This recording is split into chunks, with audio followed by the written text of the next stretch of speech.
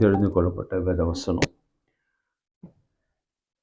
யாக்கோபின் புஸ்தகம் 4ஆம் அதிகாரம் 6ஆம் வசனத்தை நம்ம தொடர்ந்து வாசிப்போம்.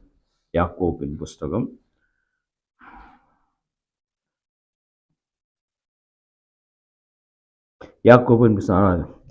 அவர்கள் அதிகமாக கிருபை அளிக்கிறார், அதனால் தேவன் பெருமை உள்ளவர்களுக்கு அவர் எதிர்த்து நிற்கிறார், தாழ்மை உள்ளவருக்கு கிருபை அளிக்கிறார் என்று சொல்லுகிறார். நீங்க பார்க்கிற போது கர்த்தர் நமக்கு அநேக கிருபைகளை, அதிகமான கிருபைகளை கொடுக்கிறது நிமித்தமாக நாம் அதிகமாக பாவங்களையும் செய்து கொண்டிருக்கிறோம். கர்த்தருக்கு பக்தி இல்லாதபடிக்கு ஒரு பெருமையின் பக்தினால நம்ம வாழ்ந்து கொண்டிருக்கிறோம். நீ பார்க்கிற போது பெருமையின் பக்தி என்று சொல்லுகிற போது சில நேரத்தில் பார்க்கிற போது அநேக அவர்களை நான் இப்படியாக ஜெபிக்கிறேன், இப்படி கத்தி ஜெபிக்கிறேன், மணிக்கணக்காக ஜெபிக்கிறேன் என்று சொல்லி சில பேருக்கு அது ஒரு பெருமையாக அவர்கள் செய்ய. ஆனா அந்த பக்தியெல்லாம் கர்த்தர் ஒரு காலம் விரும்புறது கிடையாது. ஆனா எந்த அளவுக்கு கர்த்தர் நமக்கு கிருபை அளிப்பார்னு பார்த்தீங்கன்னாக்கா, சாகுற வரைக்கும் அவருடைய கிருபை நமக்கு இருக்குது. ஆனா அந்த கிருபையானது நம்ம என்ன பண்ணோம், நாம் திருத்தி கொள்ளும்படியாக, நம்முடைய பாவத்தை விட்டு வெளியே வரும்படியாக தான் அவர் நமக்கு கிருபை கொடுத்து கொண்டு, அதனால கர்த்தர் நீண்ட நாட்களாக கிருபை கொடுத்து கொண்டிருக்கிறாருன்னு சொல்லிட்டு எல்லா விதமான பாவங்களை செய்து கொண்டு நாம் அப்படியே ஒரு கிறிஸ்தவனை போல, ஒரு கள்ள கிறிஸ்தவனை போல அப்படி நாம் வாழவே கூடாது. என்னைக்கு நாம் கர்த்தராக இயேசு கிறிஸ்துவை ஏற்றுக்கொள்கிறோமோ அந்த நிமிஷத்துல இருந்து நமக்குள்ள இருக்கிறதான எல்லா பாவங்கள், எல்லா விதமான அக்கிரமங்கள், கர்த்தருக்கு விரோதமான இருக்கிறதான எல்லா காரியங்களும் அது நம்ம கொஞ்சம் கொஞ்சமா விட்டு வருகிற போதுதான் நமக்குள்ள என்ன இருக்குது, பெருமை என்று வரவே வராது. அவர்கள் இந்த வசனத்துல 2 காரியங்களை பார்க்கலாம். அவர் அதிகமான கிருபை அழைக்கிறார். மேல ஒரு அங்க புல் ஸ்டாப் இருக்குது, அடுத்தது அந்த புல் ஸ்டாப் முடிஞ்சு நீங்க கீழே வாசிக்க, அதனால் தேவன் என்னமா இருக்கிறதா, பெருமை உள்ளவர்களுக்கு பெருமை உள்ளவர்களுக்கு அவர் எதிர்த்து நிற்கிறாங்க. ஒரு கமா கொடுக்கிறார். இந்த 2 பகுதிக்கு வாசிக்கிற போது அவர் அதிகமாக அதிகமாக கிருபை ஏன் அழைக்கிறார்? நீ திருந்து, நீ மனத்திருந்து, தேவன் உனக்காக எல்லாவற்றையும் செய்திருக்கிறார். ஒரு மனுஷன் இந்த உலகத்துல நமக்காக சேர்த்து ஏதாவது உண்டுனாக்க ஒண்ணுமே கிடையாது. நம்ம ஏதாவது கொடுத்தாதான் நம்மளை அதிகமாக நேசிக்கிறாங்க, நம்ம ஏதாவது அவர்களுக்கு பண்ணினாதான் நம்ம கொடுத்து நினைவுக்கிறோம். ஆனா தேவன் நம்ம கிட்ட இருந்து எதிர்பார்க்கறது ஒன்னே ஒண்ணுதான், பரிசுத்தத்தை எதிர்பார்க்க. இந்த உலகத்துல நீ விட்டு வெளியே வா, அதுதான் கர்த்தராகி என்ன பண்றார், அவர் பேசுகிறது. அவர் நமக்கு அவர் அதிகமாக நீ விட்டு வெளியே வரணும், அதுக்காக கிருபை. ஆனா நாம என்னோட கிருபை கொடுக்கிறான்னு சொல்லிட்டு எல்லாவற்றையும் செய்து கொண்டு ஏதோ ஒரு கட்டாச்சாரத்துக்கு, ஒரு கடமைக்காக நம்ம போய் ஒரு தேவனுடைய சமூகத்துல அழுந்து பொழந்து புலம்பி திரிகிறதுனால தேவன் உன்னுடைய அன்பை உன்னை நேசிப்பாருனாக்க நீ நினைச்சுக்கலாம் கர்த்தர் என்ன ரொம்ப நேசிக்கிறார். கர்த்தர் நேசிக்கிறார் தான், God is good ன்னு எல்லாரும் சொல்றாங்க தான். நீ கர்த்தர் எப்பவுமே நல்லவர் தான். ஆனா நீ எந்த அளவுக்கு நல்லவனா இருக்குன்னு பார்க்கிற போது அவருக்கு ஏற்றதான நம்ம நல்லவனாக வாழவே முடியாது. அதெல்லாம் பாருங்க, 2வது பகுதியில வாசிக்க, அதனால் தேவன் என்னவா இருக்கிறாரா, பெருமை எல்லாருக்கும். இன்னைக்கு பெருமை இல்லாத எந்த மனுஷனே கிடையாது. ஏன்னாக்கா பெருமையில தான் இன்னைக்கு எல்லாமே உலகமே ஓடிக்கொண்டிருக்குது. பாத்தீங்கன்னாக்கா ஒரு சில அரசியல்வாதிகளை நாங்கள் 1000 பேருக்கு திருமணம் செய்து வைக்கிறோம், நாங்கள் இவ்வளவு உதவி பண்ணுவோம், எல்லாவற்றையும் செய்யறதுலாம் நல்லதுதான். ஆனா அதை செய்வதற்கு முன்பாக 2 நாளுக்கு 1 மாதத்துக்கு முன்பாக ஒரு பெரிய வால் போஸ்டுகளெல்லாம் ஒட்டி வைத்து தங்களை பெருமை அடித்துக் கொள்ளுகிறதான மனுஷன். அதை நீ செய்தா என்ன, நீ செய்யலன்னா என்ன. ஆனா அவர்களுக்கு கர்த்தர் எப்படி இருக்கிறாரா, எதிர்த்து நிற்கிறார். அப்ப பாருங்க, சில பேர் சொல்லுவாங்க, நிறைய ஊழல்வாதிகள் நிறைய வேண்டாத காரியங்கள் எல்லாம் செய்துட்டு நான் இதை செய்தேன், நான் அதை செய்தேன். நீ என்னடா உன்னுடைய பாவத்துல மற்றவர்களை நீ என்ன பண்ணி கொள்ளுகிற, இழுத்து கொள்ளுகிற.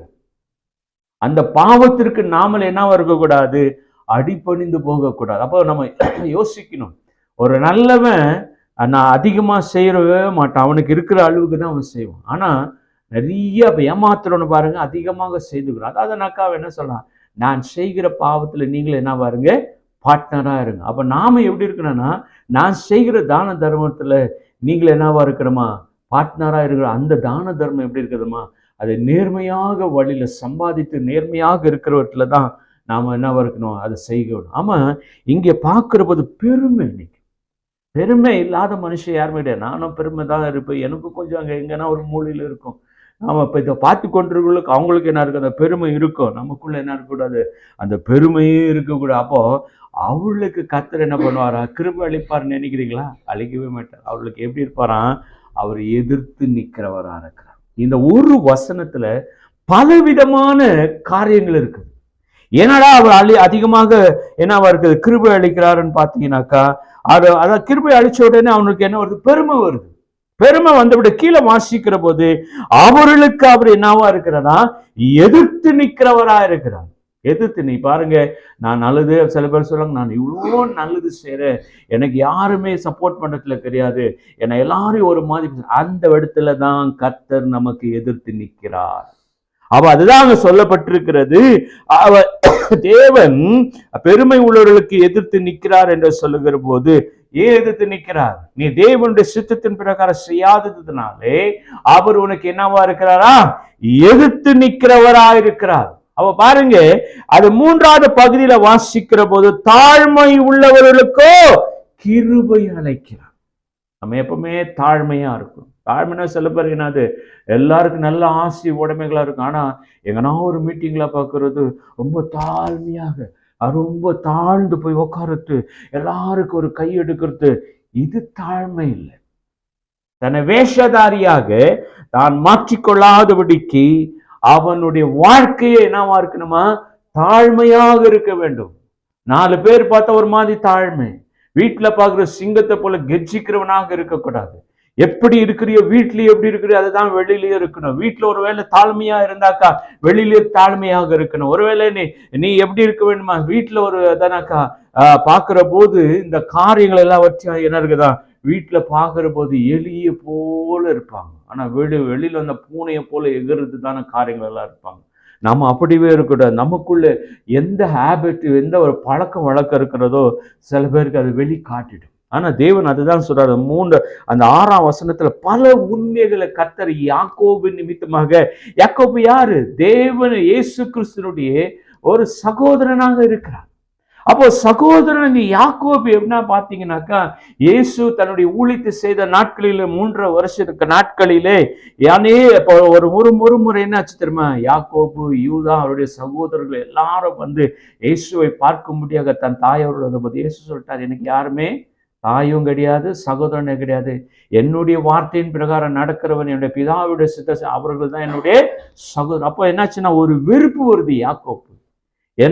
என்னுடைய அண்ணனாகிய உலகம் முழுவதுமாக சுவிசேஷத்தை சொல்றீங்க, ஆனா எங்களை பார்க்கறதுக்கு அவருக்கு சமயம் இல்லான்னு சொல்லுகிற போது அவங்க ஒரு காலகட்டத்தில் ஒரு மாதிரி விருத்தி அடைந்து அவங்க பாரு. ஆனா கடைசி நாட்களில் யாக்கோப்புக்கு தெரிய வருகிறது, இவர் எனக்கு உடம்பறியாது, என்னுடைய மாம்சமான சகோதரன் கிடையாது, இவர் எனக்கு ஆவிக்குரிய சகோதரன். அப்போ எனக்கு மாத்திரம் அவர் சகோதரன் கிடையாது, ஒட்டுமொத்த உலகத்தில் இருக்கிற எல்லா மனுஷ சமுதாயத்துக்கு அவர் என்னவா இருக்கிறாரா, சகோதரர்களை அவன் தெரிந்த பிற்பாடுதான் பின்னாட்களிலே இயேசுவுக்கு அவர் என்னவா இருக்கிறாரா, ஒரு நல்ல ஊழியக்காரனா இருக்கிறான். அதனாலதான் தன்னுடைய வாழ்க்கையில நடந்ததான எல்லாவற்றையும் சம்பவத்தை அந்த யாக்கோபு புத்தகத்தில் அவர் எல்லாம் 1லிருந்து கடைசி அதிகாரம் வரைக்கும் அவன் எழுதுறதை நம்ம பார்க்கிறோம். இந்த யாக்கோபுடைய அதிகாரத்தை நீங்க வாசிக்கிற போது ஒரு மனுஷன் அந்த யாக்கோபை குறித்து அந்த வார்த்தைகள் எல்லாவற்றையும் அவனை எல்லாவற்றையும் படித்து நீங்க தெரிஞ்சுக்கணும்னா, நீங்கள் எப்படி யாக்கோபு பின்னாட்களிலே அவன் இயேசுவுக்கு தன்னுடைய மாம்சமான சகோதரனை இல்லாதபடிக்கு அவர் மனுஷருக்கு சகோதராக தன்னை மாற்றிக்கொள்ளுகிறத நம்ம அதுதான் சொல்றான். ஆனால் அவர் அதிகமாக கிருபைகளை அளிக்கிறார், அதிகமாக கிருபை கொடுக்கிறார். ஏன் கிருபையை கொடுக்கிறார்? ஆண்டவருக்குள்ள வளரணும், ஆண்டவருக்குள்ள நடக்கணும், ஆண்டவருக்குள்ள போக வேண்டும். அதனாலதான் அதிகமா. நான் 2வது பகுதியில வாசிக்கிற போது, அதனால் தேவன் என்னவாத பெருமை உள்ளவர்களுக்கு அவர் எதிர்த்து நிற்கிறவரா இருக்கிறார். நமக்கிட்ட பெருமையே இருக்கக்கூடாது. எனக்கு இவ்வளவு இருக்கிறது. சில பேர் பாருங்க, எங்க போனாலும் நான் இவ்வளவு பேருக்கு உதவி செய்தேன், நான் அதை வாங்கி கொடுத்தேன், நான் இதை வாங்கி கொடுத்தேன். ஆனா ஒருத்தர் செய்யறானாக்கா அவன் ஒன்னும் சொல்லவே மாட்டான். அதான் கர்த்தராகிய இயேசு குறித்து சொல்றா, வலது கை கொடுக்கறது இடது கைக்கு தெரியக்கூடாதுன்றார். ஆனா இன்னைக்கு நம்ம ஊழியக்காரெல்லாம் பாக்குறேங்க பாருங்க, ஒரு கிறிஸ்துமஸ் வந்தா போதும் நான் இவ்வளவு பேருக்கு துணி எடுத்து கொடுத்தேன், நான் இவ்வளோ பேருக்கு சகாயம் பண்ணேன், இவ்வளோ பேருக்கு சாப்பாடு. அப்போ நீ செய்ததுக்கு ஒன்றும் அர்த்தமே கிடையாது. நீ செய்தது கர்த்தருடைய நாமத்தில் செய்தால் உன்னுடைய பெருமைக்காக நம்ம என்ன பண்றோம் சார். ஆனா தாழ்மையா இருக்கணும் நமக்கு. பாருங்க, இயேசு கிறிஸ்து அவர் ரொம்ப தாழ்மையா இருந்தார். சில பேர் நினைச்சுக்கிறாங்க இயேசு கிறிஸ்து கோவம் இல்லை. அவர் கண்டிப்பா கோவம் வந்தது. ஏன் கோவம் வந்தது? கர்த்தருக்கு விரோதமா செய்கிறவர் மேல அவருக்கு என்ன வந்ததுதான்? கோவம் வந்தது. தேவனுடைய ஆலயத்துல பொறாவிக்கிறவர்களும் காசுக்காரர்களையும் ஒரு பெரிய ஜாட்டி எடுத்து பின்னி தன் கையால் அது என்ன பண்ணாரு, அதை செய்து அதை எல்லாவற்றையும் அடிச்சு ஒடிச்சு எல்லாத்தையும் தள்ளி அவர் என்ன பண்றாரு, அது சொல்றாரு, இது என் தேவனுடைய இது ஜெப வீடு, இது நீங்கள் என்ன ஆக்கினீங்க, கல்லர் குகையாக்கினார். அப்ப பாருங்க, தேவனுக்கு ஒரு மனுஷனுக்கு என்னென்ன இருந்ததோ, கோபம் இருந்தது, எல்லாம் நம்ம இயேசுக்கும் இருந்தது. ஆனா அதோட கூட அவர் 99% அவர் என்னவா இருந்தாராம், தாழ்மை உள்ளவர். அதுதான் பாருங்க, ஏரோது ராஜா கிட்ட கொண்டு போய் இவனை தேவதூஷணம் சொன்னாயான்னு சொல்ல, ஆமா, அங்க எல்லாத்தையும் பொறுமையா இருந்தார். காரணம் என்ன தெரியுமா? தேவனாகிய பிதா தனக்கு சொன்னதான எல்லா காரியத்திலும் அவர் என்ன செய்தினார். அப்ப பாருங்க, அவர் தாழ்மை உள்ளவர்களுக்கு கிருபை அளிக்கிறார் என்று சொல்லி இருக்கிறது. ஹல்லேலூயா. அப்ப நாம எப்பொழுது தாழ்மையா இருக்கணும், தாழ்மையா இருக்கணும். எப்போ தாழ்மையா இருக்கணும்? அப்ப தாழ்மையா இருக்கணும். கர்த்தருக்கு விரோதமாக எழும்புகிறது நமக்கு அங்க தாழ்மையே இருக்க. தாழ்மை என்னது? ஆண்டவர் நமக்கு தான் தருப்போம். சில பேர் பாருங்க, நிறைய பேச ஆரம்பிப்பாங்க. ஆனா அந்த பேச்சுல ஏதாவது கர்த்தருடைய சொல் இருக்குதான்னு பார்த்தீங்கன்னாக்கா இருக்கவே இருக்காது. காரணம் என்னன்னாக்கா, அந்த தாழ்மைக்கு அந்த குணங்களுக்கு அது மேட்ச் ஆகுறதான மனுஷனே கிடையாது. பாத்தீங்கன்னாக்கா அதுல 7ஆம் வசனத்துல வாசிக்கிற போது, ஆகையா தேவனுக்கு என்ன தெரியுமா, கீழ்ப்படிந்திருங்கள். அல்லேலூயா. யாருக்கு கீழ்ப்படிந்திருக்க வேண்டுமா? தேவனுக்கு நம்ம கீழ்ப்படிந்திருக்கோம். இன்னைக்கு தேவனுக்கு கீழ்ப்படித்தே கிடையாது, மனுஷனுக்கு கீழ்ப்படிக்கணும். ஒரு பெரிய கம்பெனியில முதலாளி கிட்ட போய் வேலை செய்கிற போது அவன் சொல்றான், எத்தனை மணி நேரம் நீங்க வேலை செய்தாதான் உங்களுக்கு சம்பளம் சொல்லுகிற போது, அவட்ட முதலாளி, நாங்க செய்யறோம் முதலாளி, நாங்க இருக்கிறோம் முதலாளி, ஏன் தெரியுமா, அங்க பணம் கொடுக்குறான். ஆனா இந்த பணத்தை காட்டிலும், இந்த எல்லாவற்றையும் காட்டிலும் தேவனுக்கு நீங்கள் கீழ்ப்படிந்து நடக்கிற போது அவர் கிருபையும் கொடுக்கிறார், ஐஸ்வர்யத்தையும் கொடுக்கிறார். இந்த உலகத்துக்கு தேவையான எல்லா சம்பந்தத்தையும் கர்த்தர் நமக்கு கொடுத்து அவர் ஆசீர்வதிக்கிறவரார். அதுதான் அவர் சொல்றாரு 7ஆம் வசனத்துல வாசிக்கிற போது, ஆகையால் தேவனுக்கு நீங்கள் என்னவா இருக்கிறோமா, கீழ்ப்படிந்து இருக்க வேண்டும். கீழ்ப்படினாக்கா, ஒருத்தர் சொல்ல, ஒரு மேலே ஏறினாக்க, ஒரு மேல் வீட்டுக்கு ஏறினா அதுக்கு படிகள் உண்டு. அடுத்த உடனே இந்த நாட்களில் லிஃப்ட் வைக்கிற மாதிரினா நமக்கு கிடையாது. முதல் படியில ஏறதுக்கு முதல் கற்றுக்கொள்ள வேண்டும். ஏன் சொல்றானாக்கா, கீழ்ப்படின்னு சொல்லுகிற போது ஆண்டவருக்கு கீழ்ப்படி. 2வது படியில பார்க்குற அதுக்கு ஒண்ணு இருக்குது. அப்போ ஒவ்வொன்றுத்துக்கும் நம்ம கீழ்ப்படி. வசனத்தை வெறும் கேட்கறது மாத்திரம் கிடையாது, நான் கூட அவர்கிட்ட பேசுறது மாத்திரம் கிடையாது, அதன் பிரகாரம் நடக்கிறவன் தான் தேவனுக்கு உத்தமமான ஊழியக்காரனா இருக்கிறது நம்ம தெரியும். அப்ப பாருங்க வசனம், ஆகையால் தேவன், ஆகையால் சொல்லுகிற போது எல்லா மனுஷனை கீழே தள்ளி அது மேல நாம் என்ன பண்ணுவோம், ஆண்டவருக்காக நம்ம நிக்கிறவன் தான். ஆகையால் அந்த இதுக்குள்ள வரவனாக இருக்கு. அதோட கூட சொல்றாரு, நீங்க தேவனுக்கு என்னவா இருக்கணும், தேவனுக்கு. இன்னைக்கு பல தேவர்கள் இன்னைக்கு உலகத்துல இருக்கிறதுனா, பல பிசாசுகள், விக்கிரகங்கள், எல்லா விதமான கட்டுக்கள், அதுக்கு இதுல என்ன பண்ண ஒற்று சேர்க்கவே கூடாது. அப்போ தேவனுக்கு பரிசுத்தமா வாழ்கிறதான தேவனுக்கு, பரிசுத்தமான வார்த்தைகள் சொல்லுகிற தேவனுக்கு, பரிசுத்தமான எல்லா ஆசீர்வாதங்கள் கொடுக்கிறதான தேவனுக்கு நாம் என்ன பண்ண வேண்டுமா, கீழ்ப்படிந்து இருங்கள். கீழ்ப்படிறதுல கீழ்ப்படிந்து இருங்கள். ஒரு நிமிஷத்துக்கு மாத்திரம் ஆண்டவருக்கு கீழ்ப்படிறதுன்னு கிடையாது. எனக்கு கர்த்தரை நான் ஏற்றுக்கொண்ட நாள் முதல் கொண்டு எவ்வளவு நாள் இந்த பூமியில என்னை கர்த்தரை வைத்திருக்கிறாரோ அவ்வளவு நாள் நான் யாருக்கு கீழ்ப்படிந்து இருக்க வேண்டுமா, தேவனுக்கு கீழ்ப்படி வேண்டும். சில பாருங்க, சில போலீஸ் ட்ரெயின்கள் எல்லாம் சில நாய்களுக்கெல்லாம் அதுக்கு ட்ரைனிங் கொடுக்கும். அவோ அதிகாரி வந்தான சல்யூட் பண்ணா 2 கை அப்படி தூக்கும். அதுக்கு வணக்கம் வேணாக்கா அது என்ன பண்ணும், ஒரு மாதிரி இருக்கும். ட்ரைனிங் பண்ணுவ போல நாம இருக்கவே கூடாது. நாம எப்பொழுதுமாக தேவனுக்குமாக தன்னை தாழ்த்தி அவன் நிற்கிற போதுதான் தேவனுக்கு நல்லா தெரியும், உண்மையாக கீழ்ப்படுகிறானா, இல்லை உண்மையாக அவன் செய்கிறானா, இல்லை வெளி வேஷ தோட்டத்துக்காக அவன் செய்கிறானா, அவருக்கு நல்லாவே தெரியும். நம்ம நினைச்சோம் அவர் ஏமாத்தல. இல்ல, அவரை ஒரு காலம் நம்ம என்ன பண்ண முடியாது, ஏமாற்றவும் முடியாது. ஏன் தெரியுமா? அவருடைய கண்கள் பூமி எங்கும் உலாவிக் கொண்டிருக்கிறது. யாரை நோக்கி கொண்டிருக்கிறது? தனக்காகவே ஏற்றுக்கொண்டதான அந்த மக்களுக்காகத்தான் அவர் என்ன தன் கண்களை அவர் உலாவிக்க. ஏன் என்னுடைய நாமத்துல ஞானஸ்தானம் எடுத்திருக்கிறான், நான் அவனுக்காக ரத்தத்தை செய்தேன், அவன் என்ன பண்றான், அவனுக்கு என்ன தேவை, அவனுக்கு எப்போ என்ன கொடுக்கணும், யாருக்கு தெரியுமா? என் கர்த்தராகிய தேவனுக்கு மாத்திரத்தான் தெரியும். அப்பனா அவர் நம்ம கண் நோக்கி கொண்டிருக்கிறார். நம்ம பாருங்க, நம்ம தேவன் கண் இருக்குது, அவர் நம்மளை பார்க்கிறாரு. நாம வேற இதை பத்தியெல்லாம் நான் பேச விரும்பல. அவர் தான் சொல்றாரு, அவர் நமக்கு கீழ்ப்படுகிற போது பாருங்க, நம்ம யாருக்கு எதிர்க்கு நிற்க வேண்டுமா? பிசாசுக்கு எதிர்த்து நில்லுங்க. தலைவர் பிசாசுனா சாஷ்டாங்கமா விழுந்துடுவாங்க, அவங்க கிட்ட போய் குனிஞ்சிடுவாங்க. அவன் பிசாசு பாரு, இயேசுவே ஏமாத்தனும்.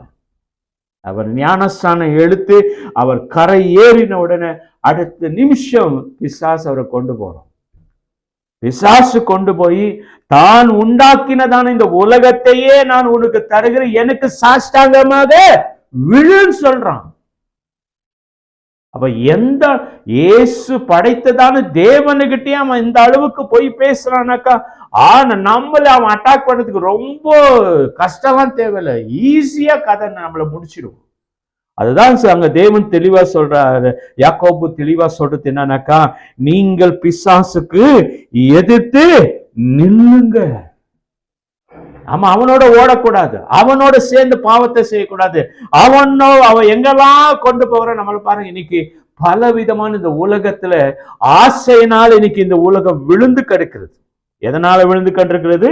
ஆசை, உலக ஆசை, பொருள் ஆசை, என்னது நிறைய விதமான ஆசைகள் சொல்லி எக்ஸட்ரா சொல்லி கொண்டே போகலாம் நமக்கு. ஆனா அது எந்த ஆசையும் இருக்கக்கூடாது. ஆண்டவரே, நான் உண்மை பார்க்க வேண்டும், நான் உண்மை துதிக்க வேணும், உங்க சமூகத்துல உட்காரணும், நீ என்ன சொல்ற அது பிரகாரம். அதுதான் யாக்கோபு தன்னுடைய நிருபத்துல சொல்லுகிற போது தெளிவாக சொல்லப்படுகிறார். ஆகையாலே தேவனுக்கு நீங்க கீழ்ப்படிந்து இருங்கள், அதோடு கூட பிசாசுக்கு நீங்க எதிர்த்து நில்லுங்கள், அப்பொழுது அவன் உங்களை விட்டு ஓடி போவான். பாருங்க, தேவனுடைய உப்புறத்துல இயேசுவை கொண்டு போய் நிற்கிறான். இந்த உலகத்தையும் அவன் காமிக்கிறான். அவன் ஆண்டு சொல்லி இதெல்லாம் நீ எனக்கு வணங்கு, நான் எல்லாம் வச்சேன். கர்த்தர் பொறுமையா இருந்தார். ஒரு நிமிஷம் அவர் நினைச்சிருவே, யாரை பார்த்து இதெல்லாம் எனக்கு கொடுக்குற, இதெல்லாம் நான் படிச்சது, நீ என்ன எனக்கு கொடுக்கறது இருக்க? இல்ல, அவன் என்ன சொல்றான், அவன்கிட்ட இருந்து என்ன வருது, அது எல்லாவற்றையும் பார்க்குறவளுக்கு தேவனுக்கு அந்த அளவுக்கு நம்ம பாருங்க, நம்மளை பார்த்து ஏதாவது ஒரு பொருளை ஏதாவது செய்திருந்தா அது அவனுக்கு தெரியாம நம்மகிட்ட சொல்லுகிறான். அவன் இதெல்லாம் நான் செய்தப்பா, நீ என்ன எனக்கு சொல்றது. நம்ம அடுத்த நிமிஷமே நம்முடைய தாழ்மையை எழுந்து அங்க எரிச்சல் உண்டாக்குற காரியங்களை. ஆனா தெய்வன் தாழ்மையாக இருந்த உடனே அவன் பாருங்க எங்கெங்கெல்லாம் போய் நிறுத்துறானோ அங்கெல்லாம் போய் இயேசு நிற்கிறார். ஒரே நேரத்துல என்ன பண்றாரு, யாரை பார்த்து பேசுற, அவங்க பாருங்க, தேவன் சொல்றாரு, உன் பிதா உன் தேவன் தான் சொல்றாரு. அப்போ பிசாசு, ஏன்னா லூசிபர் தான், அப்ப பாருங்க அவன் தான் கேருபீன் என்னவா இருக்கிறான், அவன் பிசாசா மாறி, அவனுக்கு எப்படி இந்த பெருமை வந்ததுனாலதான் அவன் பிசாசா மாறுறான். அதுக்கப்புறம் அவனுக்கு என்ன பாருங்க, அவனுக்கு என்ன லூசிபரின் பேர் வருது. அப்ப அவர் இயேசு சொல்றாரு, என்ன சொல்றாரு, உன் தேவனாகிய கர்த்தரை நீ என்ன பண்ணாது, பரீட்சையை பார்க்காது, அவர் ஒருவருக்கே நான் என்ன பண்ணுவேன், நான் சாஷ்டாங்க பண்ணுவேன். அதை சொன்ன உடனே அடுத்த நிமிஷம் பிசாசு அடிச்சு பிச்சின்னு ஓடுறான். ஏன் தெரியுமா? அவ தேவன் அவனுக்கு வசனத்தை மூலியமாக கர்த்தர் பேசுறான். அப்பா, உனக்கு ஒரு பிதா இருந்தாரு, இப்போ அவர் தான் உனக்கு பிதாவா இருக்கிறார். நீ அவருக்கு பாருங்க, என்னைக்கு யாருக்கெல்லாம் அந்த பெருமை வருதோ அவங்களுக்குள்ள பிசாசு இருக்கிறான்னு நம்ம நல்லா தெரிஞ்சுக்கணும். எப்பவுமே எல்லாம் பேசுறது பெருமை தான், நமக்கு எல்லாம் ஜாஸ்தி அதிகமா இருக்கிறது. அவனுக்கிட்ட பாருங்க பெருமை அவனுக்கு வந்துடுச்சு. பெருமை வந்ததுனாலதான் தேவ பிதாவாகிய அவனுடைய பரலோகத்திலிருந்து கீழே தள்ளினார். அதே போலதான் நமக்கு பெருமை வந்துடுச்சுன்னா கர்த்தர்கிட்ட இருந்து கர்த்தருடைய சமூகத்தில் நம்ம தள்ளி விட்டுடுவார். மறுபடியும் கர்த்தருடைய சமூகத்தில் என்ன போகணும்னா ரொம்ப கஷ்டம். அப்ப அதுதான் இங்க சொல்ற வசனத்தை வாசிக்கிற போது, ஆகையால் தேவனுக்கு கீழ்ப்படிந்திருங்கள், பிசாசுக்கு எதிர்த்து நில்லுங்கள், அப்பொழுது அவன் உங்களை விட்டு ஓடி போவான். அவன் நம்ம என்ன பண்றான், அவன் வந்தானா பக்கத்துல வந்து அவனுக்கு ஒரு ஸ்பெஷல் சீட்டு போட்டு உட்கார வச்சு, நீ இங்கே இருப்பா, நீ இருக்கிறதுனால எனக்கு இந்த உலகத்துல பல விதமான லாபங்கள் வந்து கொண்டிருக்கிறது. அவன் கொடுக்குற லாபம்லாம் நமக்கு நிரந்தரமா கிடையாது. தேவன் கொடுக்கறதான ஐஸ்வர்யம் தான் நமக்கு என்னது, சதா காலமாக இருக்கிறதான காரியம். ஆனா இன்னைக்கு பார்த்தீங்கன்னாக்கா பிசாசோடு தான் நம்ம டிராவல் பண்ணி கொண்டிருக்கோம். இந்த உலகத்துக்கு அதிபதி யாரா இருக்கிறா, பிசாஸ். அவன் கம்பெனியில தான் வேலை செய்யறோம். அவன் கொடுக்கறதான சில டார்ச்சர்ல தான் நாம இருந்து கொண்டிருக்கிறோம். அவன் என்னதான் செய்துகிட்டோம், நாம அவனுக்கு எதிர்த்து நிக்கிறதுக்கு நமக்கு தேவை ஒரே பலன். பூஸ்டோ ஹார்லிக்ஸோ அத்தையோ இத்தையோ குடிச்சாக்கா கால் நின்று முடியாது. நமக்கு ஒரே ஒரு பலன் தெரியுமா, தேவனுடைய கிருபை தான் நமக்கு இருக்கு.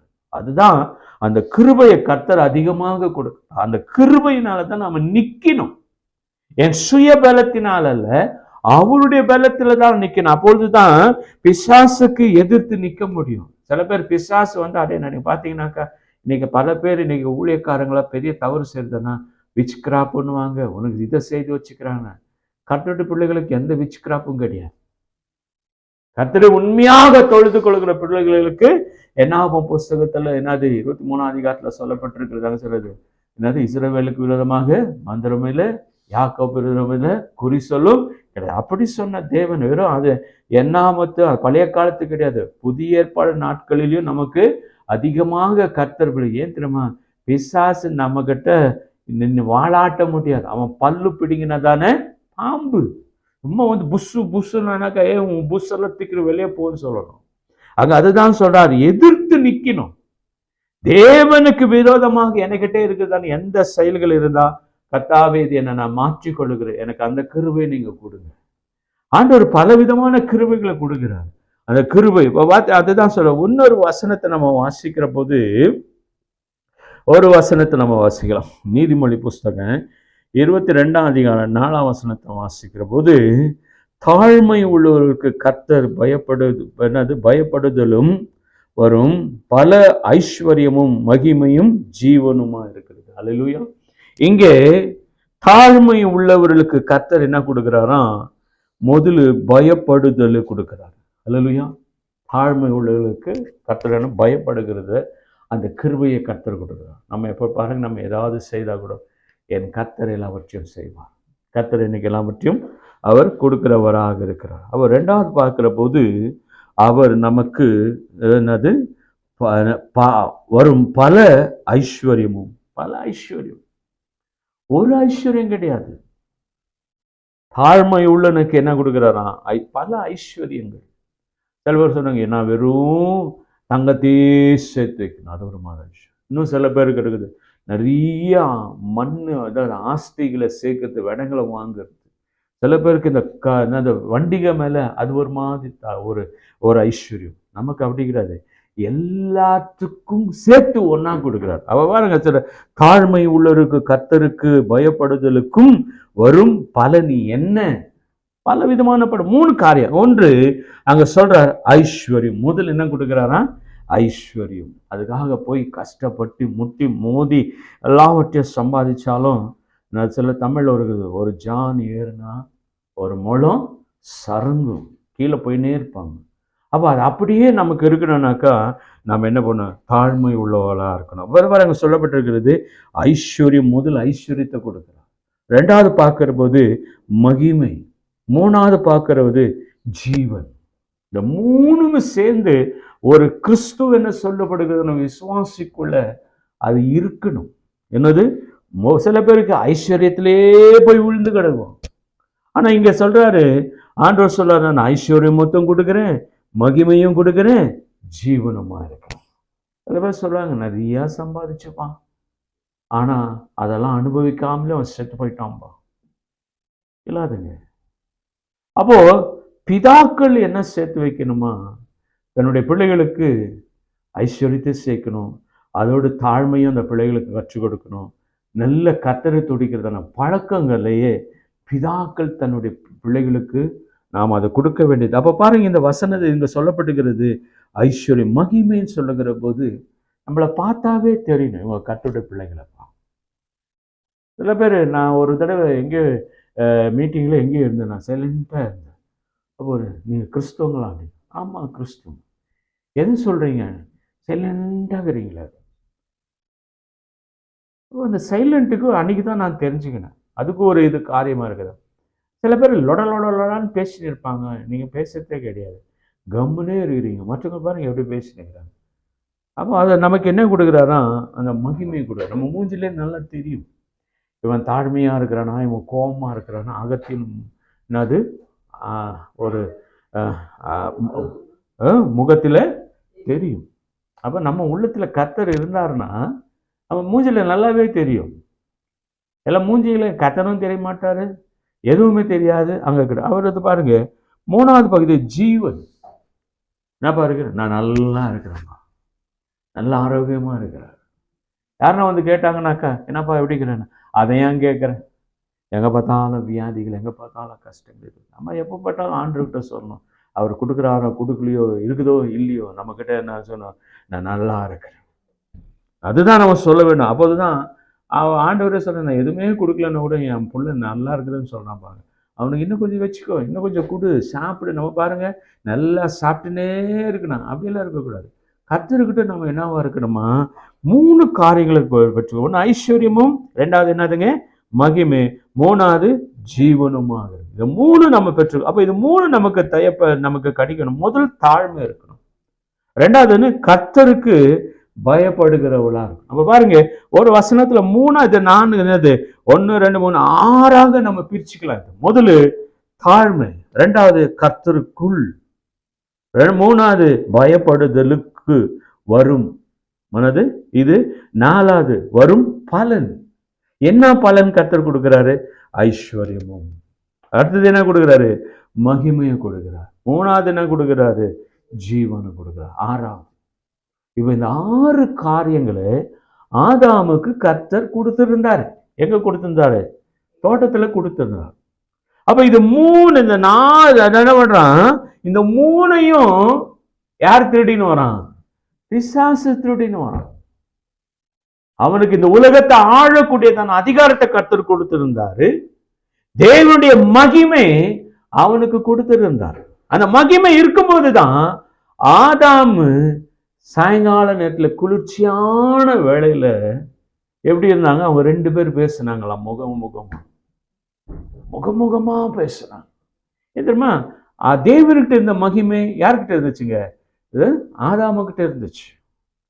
அப்போ நீ கடவுளை பார்த்தேன, ஒரு மனுஷன் கடவுளை பார்த்தார். யாரு? ஆதாம் பார்த்தான். எப்போ பிசாசுக்கு தெரிந்துச்சு இந்த உலகத்தை ஆளக்கூடிய தன் அதிகாரம் யார்கிட்ட இருக்குது? ஆதாமுகிட்ட கர்த்தர் கொடுத்துறான். அந்த மகிமையே நாம எப்படியாவது திருடணும்னு சொல்லி தான் அவன் என்ன பண்ணான்? தன் சரீரத்திலிருந்து உருவாக்குனதான ஒரு பெண்ணை அவன் மோசம் போக்கி, அவன் இல்லாத வார்த்தையெல்லாம் அவளோட பேசி அவளை என்ன பண்ணான்? தன் வசமாக என்ன பண்ணான்? இழுத்து கொண்டான். அவன் கேட்கிறான், கர்த்தர் இதெல்லாம் சாப்பிடக்கூடாதுன்னு சொன்னாரா? இல்ல, நீங்க இதெல்லாம் சாப்பிட்டீங்கன்னாக்கா தேவர் போல ஆயிடுவீங்க, என்னென்னமோ போய் பேசினான். ஏன்னா இதே பொய்யை தான் யார்கிட்ட பேசியிருந்தான்? ஆதாமுகிட்ட பேசினான். அவன் செவி கொடுக்கவே கிடையாது. ஆனா கடைசியில தன் மாம்சத்திலிருந்து உருவாக்குன, தன் எலும்பினால உருவாக்குன அந்த சரீரத்தை அந்த பெண்ணை போய் பார்த்தான். அவன் எல்லாவற்றையும் பேசி முழிச்சான். கடைசியில அவன் என்ன பண்ணான்? சாப்பிட்டான். கடைசியில என்ன தெரியுமாச்சு? இந்த 3ஐயும் அவங்க இழந்துட்டாங்க. எதை இழந்தாங்க? ஐஸ்வர்யத்தையும், மகிமையும், ஜீவன்.